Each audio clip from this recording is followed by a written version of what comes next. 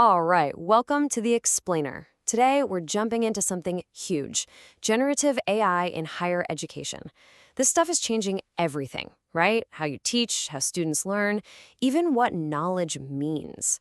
So yeah, let's get right into it. And look, let's just start with this quote because it really sets the stage. This isn't just, another app or a passing fad.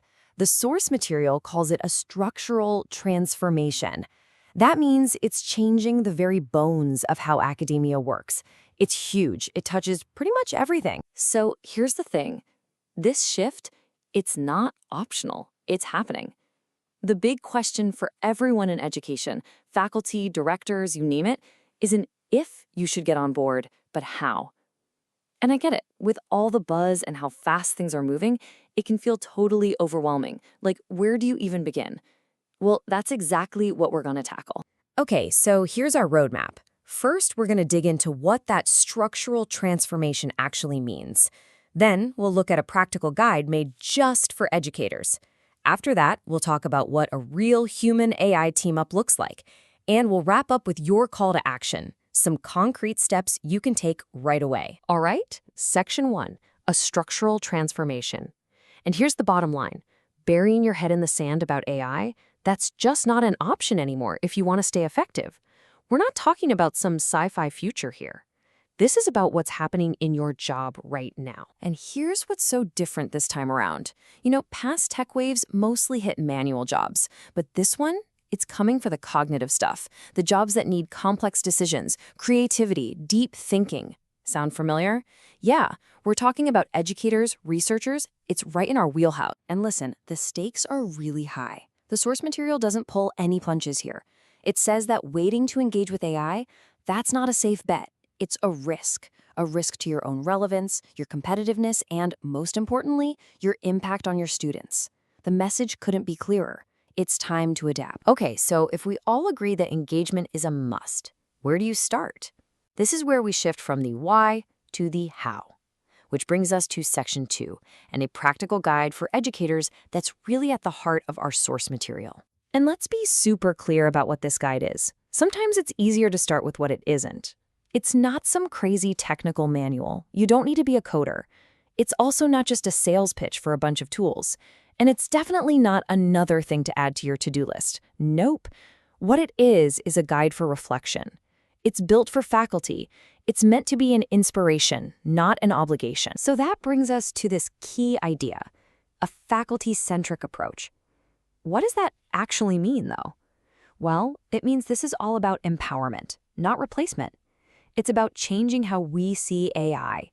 It's not some enemy to fight off. It's a partner, a dynamic one that can boost your professional judgment, your creativity, and the impact you have on students. Okay, so let's dig into what this partnership actually looks like, because this is where things get really interesting.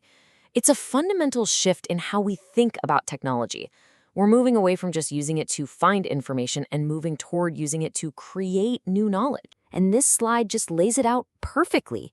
Think about it. Before now, our main tools were search engines. We were information hunters, right? We'd go out and find stuff that already existed. But now, in this generative era, we're becoming co-creators. We're not just finding, we're building.